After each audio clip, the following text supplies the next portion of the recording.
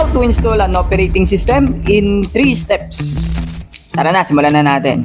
And this time, hindi ako gagamit ng Rufus. Gagamitin natin ay Ventoy dahil ito yung request ng mga nagko-comment yan sa baba. Go to Microsoft website and download using Microsoft Media Creation Tool yung ISO file na kailangan natin. And after that, isave lang natin yan.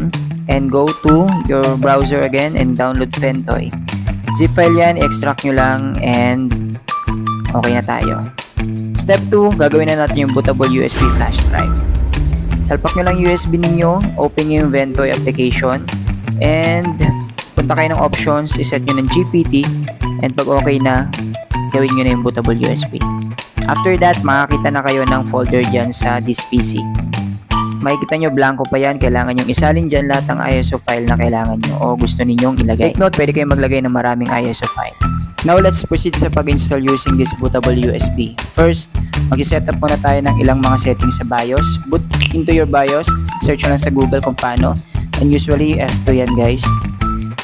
Enable nyo yung F12 boot menu at saka i-disable din nyo yung secure boot. Itong dalawang settings ang sobrang mahalaga na isa-setup nyo, lalo na yung secure boot.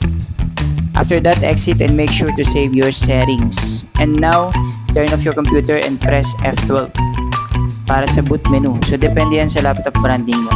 After that, select nyo yung USB nyo and ayan, makikita nyo yung Ventoy, lalabas na yun dyan. And select the ISO file na dinownload natin sa official Microsoft and select boot into normal mode and wait for a few seconds. After that, mag-initialize yan, settings nyo lang and then custom install. Select yung drive na kung saan nyo gusto install and then tuloy-tuloy na. Sundin nyo lang yung on-screen instructions, alam nyo na yan. And after that, huwag nyo kakalimutan na mag-connect sa internet.